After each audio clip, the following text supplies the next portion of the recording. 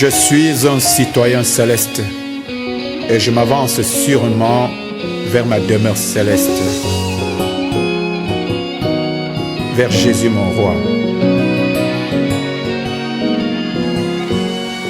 Silence en mon cœur, oh Jésus, fais silence en mon cœur, viens et me parle, viens et me parle, viens et me parle, oh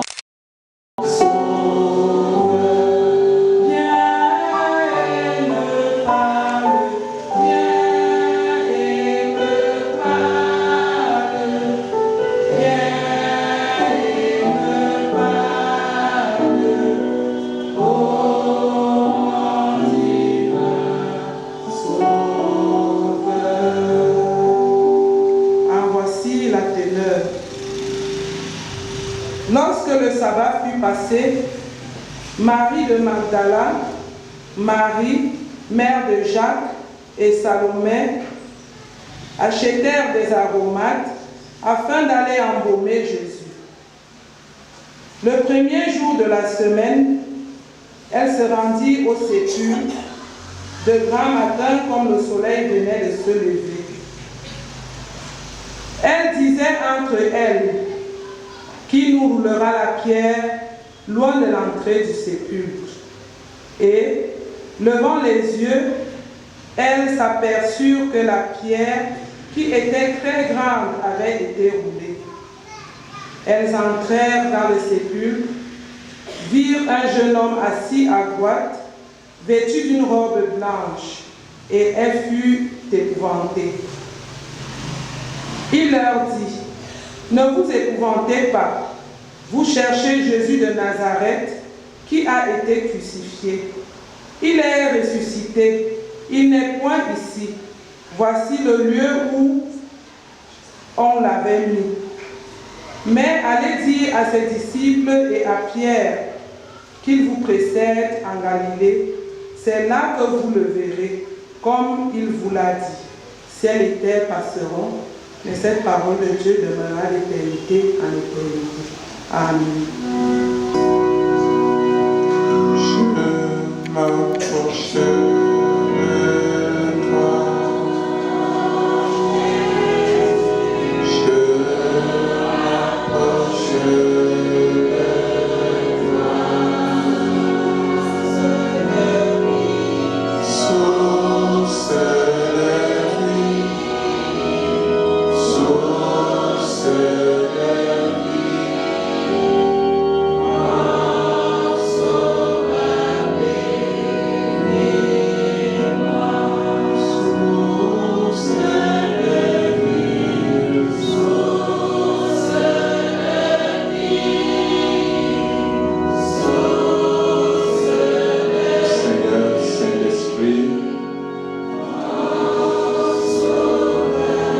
qui d'autre que toi pour nourrir le peuple qui vient à Jésus, pour s'abreuver, pour se nourrir, pour se requinquer, pour se fortifier afin d'affronter le monde.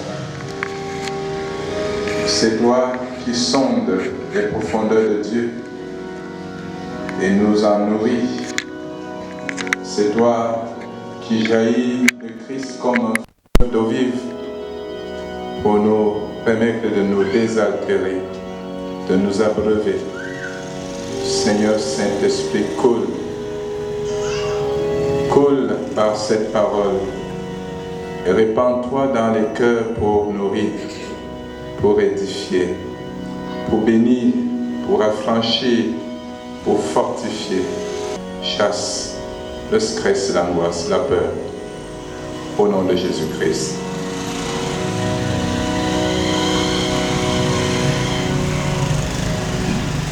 En toi est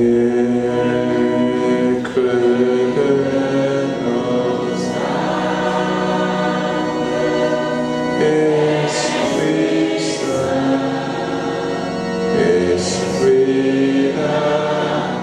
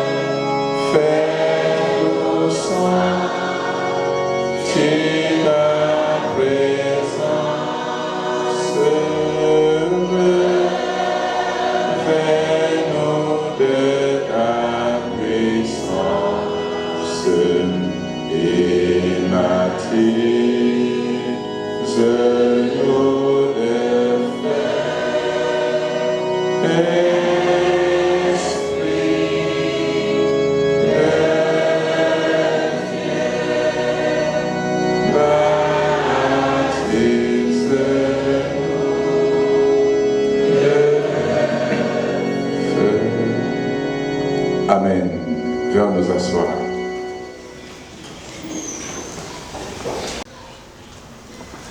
Beaucoup prient parce qu'ils ont des problèmes, d'autres prient parce qu'ils veulent se maintenir en forme, d'aucuns encore parce que bien qu'en forme, ils veulent monter plus haut. Et il y en a qui ne parviennent plus à prier. Certains ont de la peine à prier. Parfois ils viennent à l'église, ils sont même à l'église, mais ils ont de la peine à prier parce que certaines situations font qu'on se décourage. Il y a des gens qui sont plongés dans leur peur, plongés, noyés dans leur stress, engloutis dans leurs soucis. Et le Seigneur ce soir nous invite à ne pas nous engloutir, à ne pas nous noyer dans nos problèmes, à ne pas nous engloutir dans nos soucis.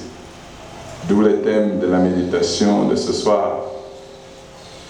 Ne t'enferme pas dans tes problèmes.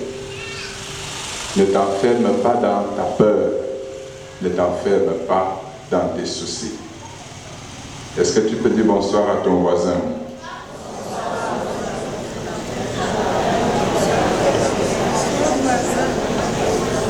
Ne t'enferme pas dans tes soucis.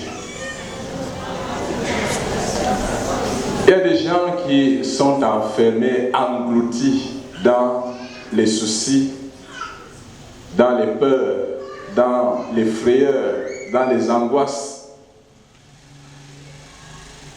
Si bien que on n'a plus de projection dans le futur. On ne peut plus se projeter dans quelque chose de positif.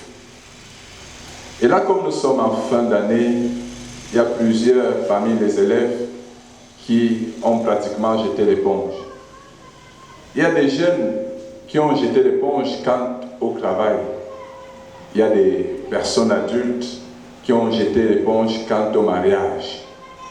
Il y a des gens qui ont initié, qui ont voulu faire des choses et qui ont jeté l'éponge parce qu'il y a eu tellement de problèmes, il y a tellement d'échecs. Il y a une catégorie de jeunes dans notre pays, quand on parle des concours, ils disent « je ne suis pas partant ». Il a encore l'âge, mais il dit « je ne suis pas partant ».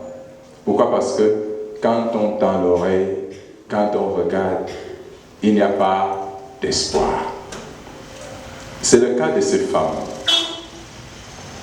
Marie de Magdala, Marie mère de Jacques et Salomé,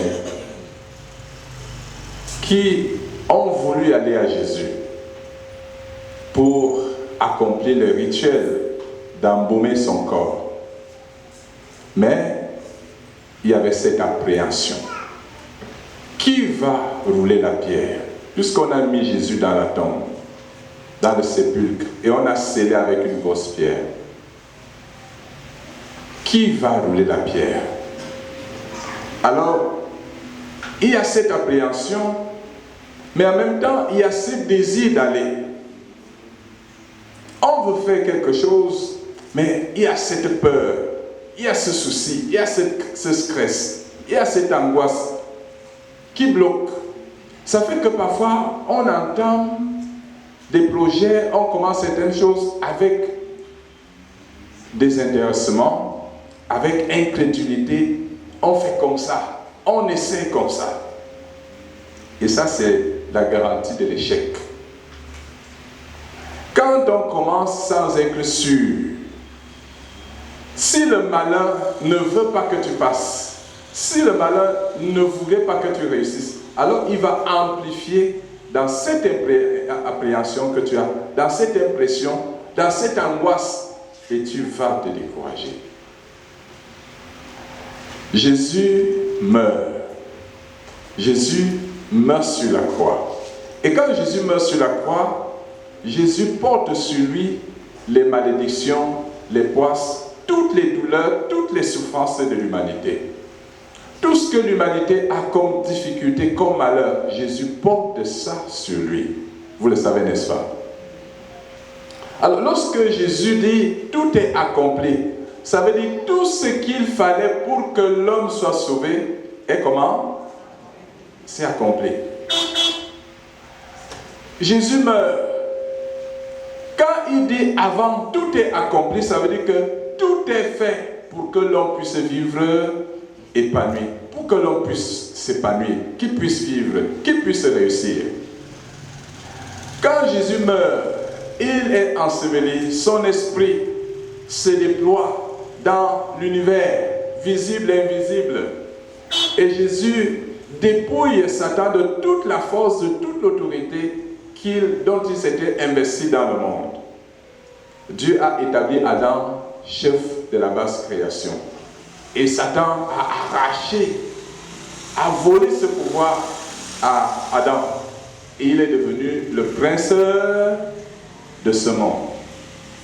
Alors, on dit, tu ne peux pas réussir si tu ne fais pas ceci. Si tu ne passes pas par cette voie, si tu ne passes pas par, si tu ne passes pas par, si tu ne pratiques pas, tu ne peux pas réussir. Pourquoi? Parce que le monde dit que c'est le monde de qui?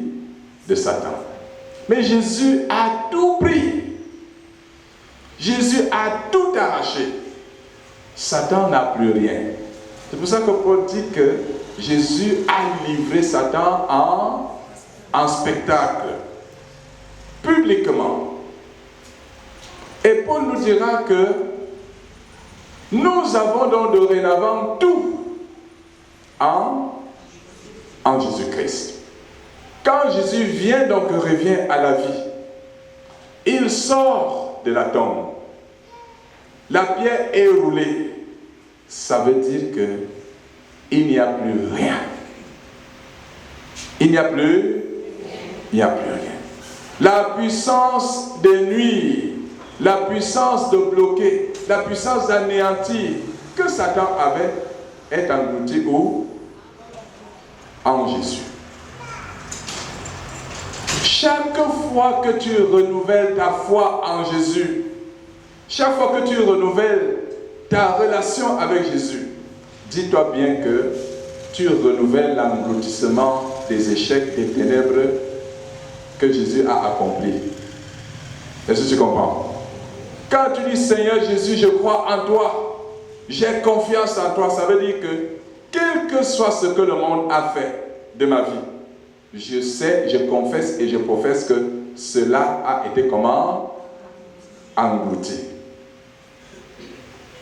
Et nous devons donc nous maintenir dans cette assurance de la victoire, du triomphe, du succès que le Seigneur Jésus-Christ a accompli. Nous devons marcher avec cette ferme assurance des choses que nous espérons. Qu'est-ce que nous espérons? Me suis. Et une fois que tu le dis, il faut te lever et sois prêt à supporter quoi? Les coups. Est-ce que tu me suis? Quand le Seigneur nous dit qu'il a vaincu, ça ne veut pas dire que nous allons avancer sans subir. Nous allons subir. Mais nous devons avoir cette assurance que les coups que nous allons recevoir sont anéantis. Nous sommes appelés à devenir. Oui, tu vas recevoir des coups. Non pas d'effet sur ce que tu es appelé à devenir. Est-ce que tu comprends ça? Oui, on peut t'empoisonner. Oui, on peut te lancer de mauvais sorts. Oui, on peut même te toucher mystiquement. T'envoûter si Dieu le permet. Te posséder si Dieu le permet. On peut te bloquer si Dieu le permet. Mais tout ceci, rien de tout ceci n'empêchera, n'a d'effet sur ce que Dieu a dit que tu dois devenir. Yotoma. C'est pour cela qu'il faut être vaillant. Ces femmes sont conscientes de ce qu'il y a une pierre qui bloque l'entrée du sépulcre. Elles en sont conscientes. Mais elles ne reculent pas. Elles se disent, qui va nous enlever? Qui va rouler la pierre pour nous? Elle est très grosse, décrit Paul, Marc plutôt. Il dit, cette pierre était grande. Et les femmes disent, qui va nous rouler la pierre? Bien-aimé, dis à ton voisin que la pierre est déjà roulée. La pierre que le monde brandit là, que tu ne peux pas considérer qu'elle est déjà roulée. Quelles que soient les pierres, qui a mis la pierre? Est-ce que c'était les disciples? Non, c'est le monde, n'est-ce pas? Ils ont tué Jésus. Ils ont déposé son corps. Et ils se sont assurés que c'est scellé, n'est-ce pas? Pire encore, ils ont appelé des soldats pour garder.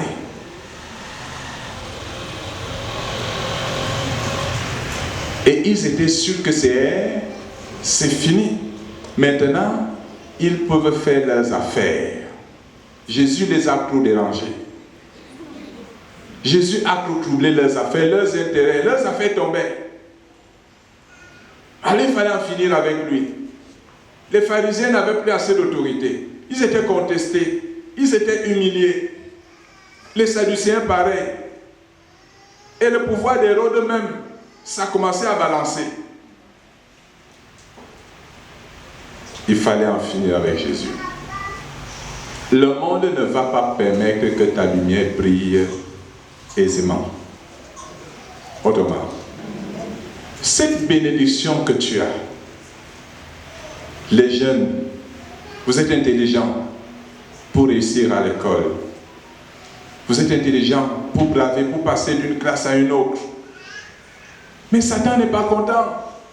Les mauvais esprits, le monde de Satan n'aime pas voir les gens réussir. Sachez-le.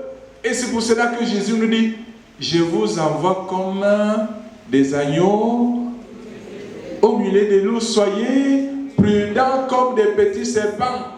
Est-ce que la jeunesse est prudente aujourd'hui?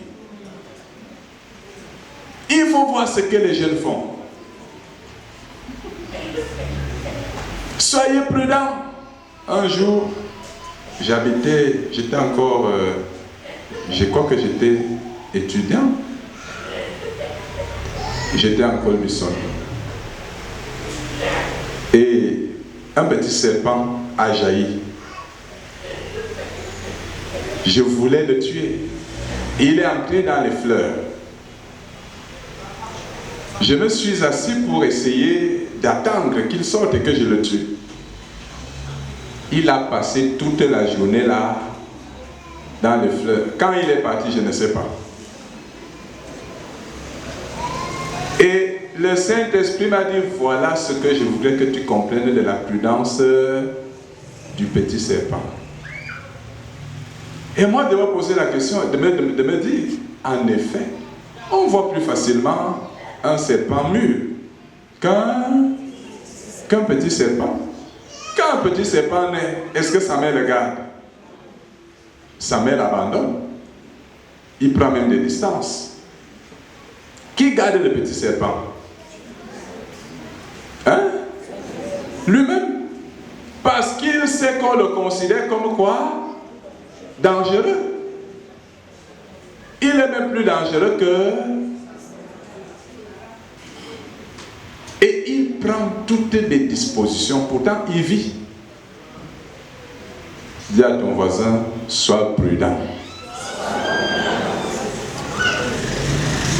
Les jeunes aiment se faire voir. Si c'est la voiture qu'il a achetée, il faut que tout le monde voit qu'il a la voiture. Ils sont contents de te voir en voiture. Quand tu vas trop te vanter, le malin va te toucher. Parce que tu vas susciter l'aigreur, la jalousie.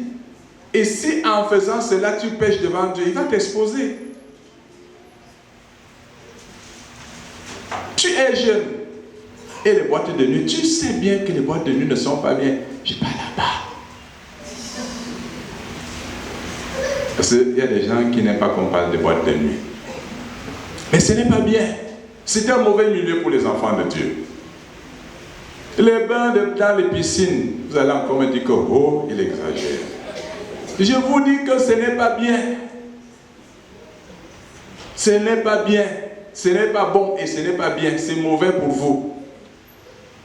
Parce que c'est des bains spirituels. Alors vous vous mélangez, vous allez n'importe comment. Ceux qui veulent l'argent, tellement il est découragé. Toutes les voies sont bonnes. Bien-aimé, Jésus voudrait que tu te tiennes en prudence. La prudence, ce n'est pas la peur. C'est une sagesse. C'est la sagesse. Et quand on sait ce qu'on a. On sait ce qu'on est. On n'a pas besoin de se brandir. Ce sont les tonneaux vides qui font trop de bruit. Quand tu connais ta valeur, tu restes tranquille, réservé. C'est pas ça? Quand tu sais ce que tu es, on dit oh il est ceci, oh elle est cela, tu es comme si, tu restes comment? Tranquille. J'avais un ami, quand on était jeune, il était à l'école normale, il est aujourd'hui professeur de lycée. On était à la Japée. Il était toujours débraillé. J'ai dit, mais c'est comment? Je ne vais pas citer son nom. Comment tu peux dire que laisse-moi être comme je suis? J'ai brouillé les pistes. Parce que chez moi, là, c'est gâté. Bon, peut-être qu'il avait raison, puisqu'il a sa tactique à payer. Je voudrais te dire, sois prudent. Il faut que ce que tu es, ce que tu dois devenir, s'accomplisse. Ne te livre pas à l'ennemi par folie et par un fait d'insensé. Quand tu sais ce que tu es, quand tu sais ce que tu peux, alors tu te fais courageux. Tu persévères. Tu fonces. Tu fais ce que tu dois faire. Parce que tu sais que l'adversité, les blocages apparents, les choses et les barricades que le monde dit avoir dressées autour de ce que je vais faire, c'est une pierre qui est déjà comment? Qui est déjà roulée. Mais puisque ces choses-là semblent réelles et que j'en subis les effets, qu'est-ce qu'il me faut? Il me faut la foi. La foi. La ferme assurance des choses qu'on espère. La démonstration de celles qu'on ne voit pas. Il me faut cette foi. Il me faut croire. Il me faut accepter. Quel que soit ce que je subis, quel que soit ce que je vis, je dois accepter, croire et me convaincre de ce que ça ne vaut rien. Ça va finir. Il y en a qui sont malades, qui souffrent. La maladie fait comme si ça part, comme si ça revient. Croire que cette maladie est comment? Cette pierre est déjà roulée. Il y en a qui ont été envoûtés ou possédés et ils sont dans une lutte, dans un processus de délivrance, d'épuration. Quel que soit ce que tu vis, quel que soit le temps que cela semble prendre, sache que c'est déjà vaincu, c'est anéanti. Jésus a vaincu. Crois et persévère. Il y a des jeunes qui sont appelés à affronter certains examens, certaines classes plusieurs fois. Ne te décourage pas si cette année te semble mauvaise. Dis-toi qu'il n'y a pas d'échec dans ma vie. Allô? Dis à ton voisin, crois qu'il n'y a pas d'échec dans ta vie. Parce qu'il y a des gens dont on s'est moqué hier. Oh, il a échoué, oh, il a échoué. Mais aujourd'hui, ceux qui disaient qu'ils ont réussi sont dans l'échec et ceux qu'on a dit présenter comme brandis, comme ayant échoué, sont plutôt dans la réussite. Est-ce que tu me suis? C'est Dieu qui fait réussir. La réussite appartient à Dieu. Le succès appartient à l'Éternel. Quand tu lèves les yeux et tu vois toutes ces choses, tu tends les oreilles, tu entends toutes ces choses, tu vois toutes ces choses-là. Et tu dis, oh, il n'y a pas de percée pour moi. Il n'y a pas de possibilité de percée, il n'y a pas de possibilité d'élévation, il n'y a pas de possibilité de succès. Alors beaucoup plongent dans l'alcool, plongent dans les drogues, plongent dans la débauche, plongent dans l'idolâtrie, plongent dans de mauvaises choses. Parce qu'on dit que pour réussir, il faut passer par. Et plusieurs passent par là et ils viennent à l'église. Si tu criches avec le Seigneur, point d'heure, dis à ton voisin, les cricheurs ne réussissent pas avec Jésus.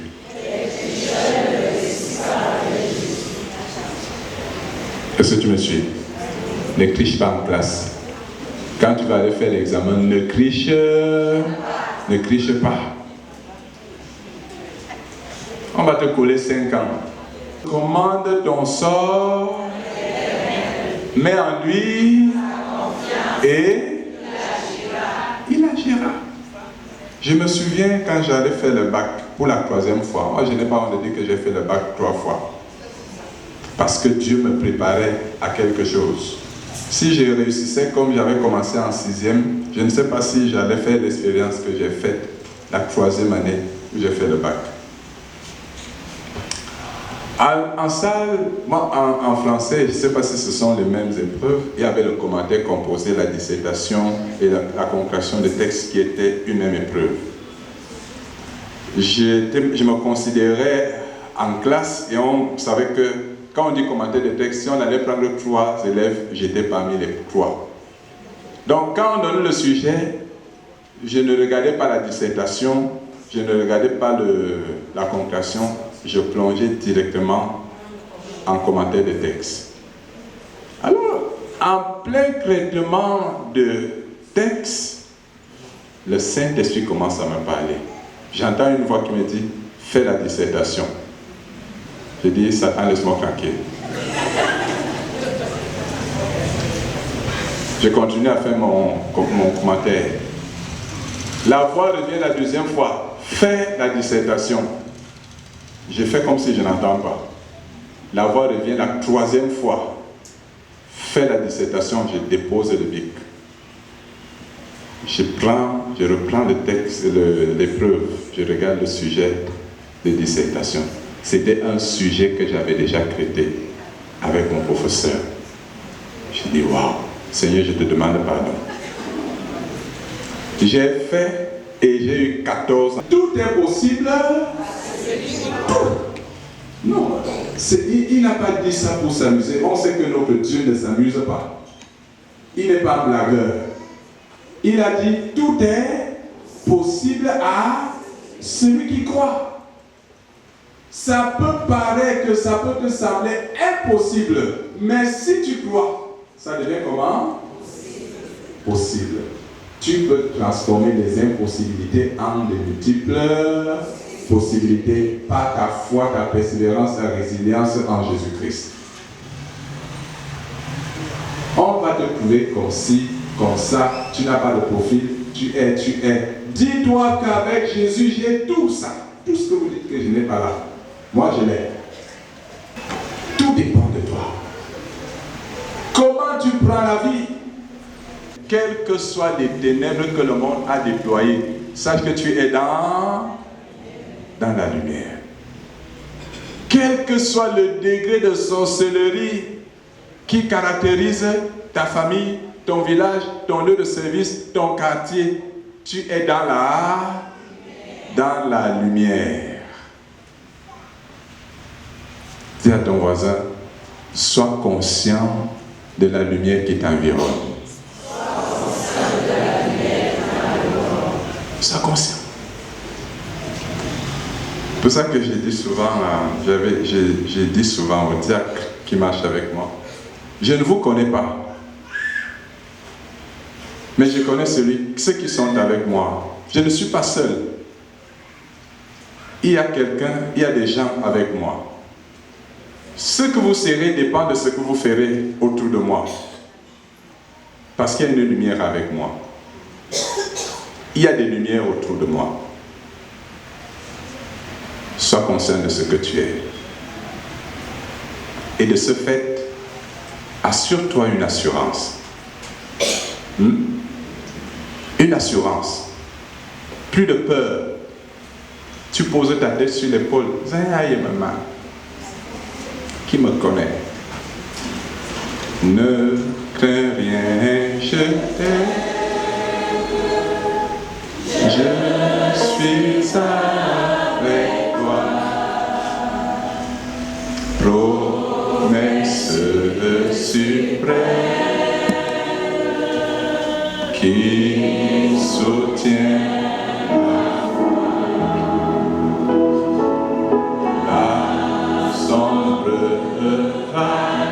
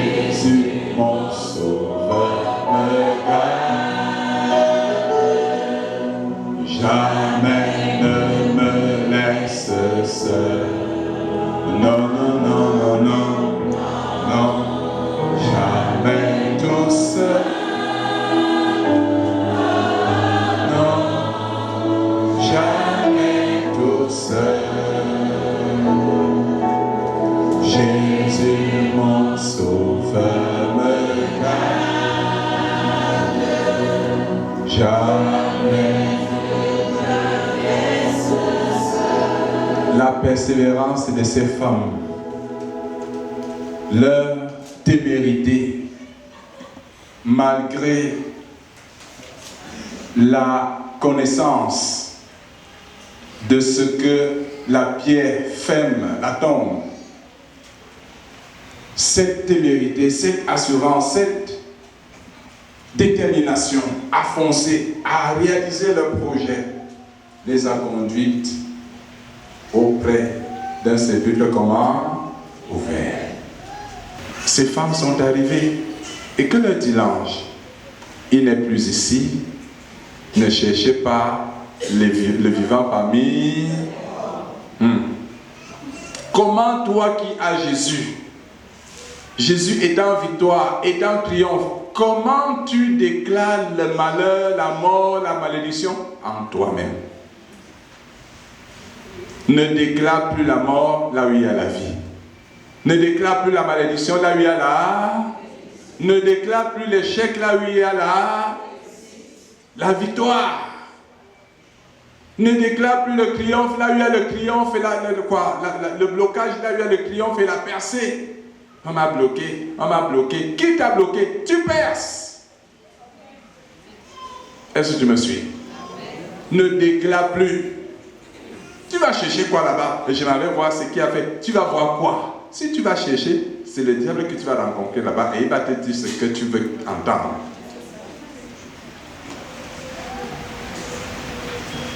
Tu veux que le diable, que le serviteur, là, le voyant te dise quoi? Si ce n'est que c'est elle. On t'a fait ceci, on t'a fait cela, on t'a gâté, on t'a même avalé. Mais Jésus veut que tu saches que ce ne sont que des impressions. Mais la réalité, c'est qu'il y a la victoire en toi, parce que tu l'as reçu. Et c'est une doctrine qu'il faut entretenir en nos enfants.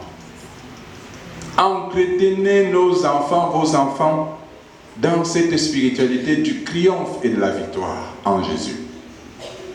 Qu'ils sachent qu'ils ont Jésus, qu'ils s'assurent d'avoir Jésus et que de ce fait, ils sont faits pour la percée, la victoire, le triomphe.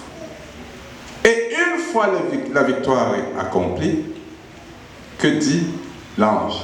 Le Seigneur leur donne rendez-vous où? En Galilée. Pourquoi la Galilée? 2 raisons que j'évoque ici. On peut en trouver d'autres. La première raison, c'est que ils sont tous de la Galilée. Hein? Quand la victoire aura lieu, quand le triomphe va s'accomplir, rendez-vous où? En Galilée.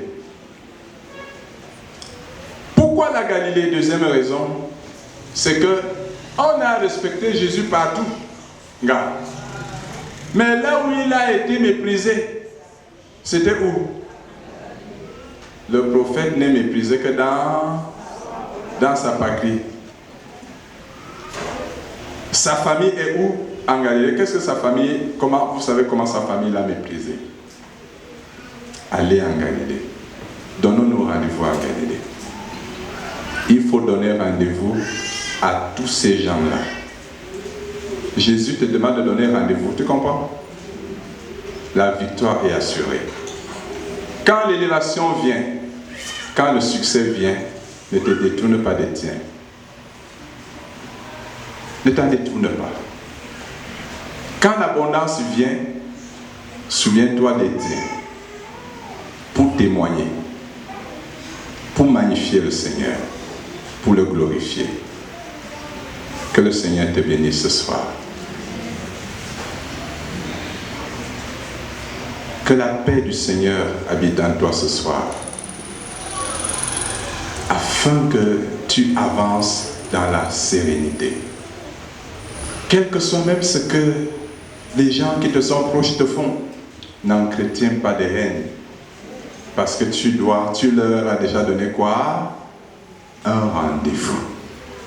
Est-ce que tu me suis bien? Quel que soit ce qu'ils te font, reste de cette famille, reste de ce lieu, reste là. On peut t'excommunier de cette famille, te rejeter, t'écarter de cette famille, mais considère-toi comme en faisant partie. Parce qu'il y a un temps, il y a un rendez-vous, et tu vas témoigner. Si Dieu veut les gagner, ce n'est pas ton témoignage. Que le Seigneur te bénisse et que ta foi soit forte, que ton courage soit effectif, que plus jamais tu ne tombes, tu ne te lamentes, tu ne te laisses engloutir par tes angoisses, que plus jamais tu ne t'embourbes dans le découragement, dans l'alcool, dans les drogues, dans les voies de ce monde, parce que tu as l'impression que tout est fermé autour de toi. Considère dès aujourd'hui que rien n'est fermé autour de toi. Ce ne sont que des illusions. L'illusion que le monde a chrétien pour décourager. L'illusion que le monde développe pour décourager les enfants de Dieu. Pour que vos efforts soient arrêtés, soient limités. Que vous ne fassiez plus d'efforts. Dieu nous appelle à faire des efforts. Jésus lui-même a fait des efforts. Mais le diable voudrait que, pas d'effort, tout simplement, qu'on aille chez lui pour gagner facilement. Et qui gagne facilement s'assure la damnation. Mais celui qui gagne dans l'effort, dans le sacrifice, est à la suite du maître et il s'assure quelque chose de consistant, de puissant, de grand, que personne de ce monde ne pourra lui arracher. Quand tu obtiens par Jésus, quand tu obtiens à travers l'effort, à travers le sacrifice, tu deviens toi-même fort. Et ce que tu gagnes est puissant, consistant. Et le monde a peur de s'en approcher. Le monde ne peut pas s'approcher de ça. Mais quand tu gagnes facilement, non seulement le monde peut te l'arracher, mais aussi le monde va réclamer. Parce que tu as reçu du monde. Tu reçois du monde et il va en réclamer. Et il va te demander des choses. En fait, c'est ta vie qui va être sacrifiée. Que Dieu vous bénisse. Que le Seigneur vous affermisse. Qu'il vous fortifie. Disposez-vous, bien-aimés, à la prière de ce soir. Une prière pour une foi inébranlable. Une prière pour une conscience de victoire, de triomphe. Une prière pour dire, Seigneur, donne-moi de ne voir en tout ce qu'il y a comme limite, comme persécution, comme outrage autour de moi, comme illusion. Et de m'en tenir à un seul environnement, c'est l'environnement de la grâce. L'environnement de ta lumière, l'environnement de ton triomphe, l'environnement de ta bénédiction, et de foncer dans ce monde avec l'assurance que toutes ces choses-là, tu les as déjà conquises pour moi.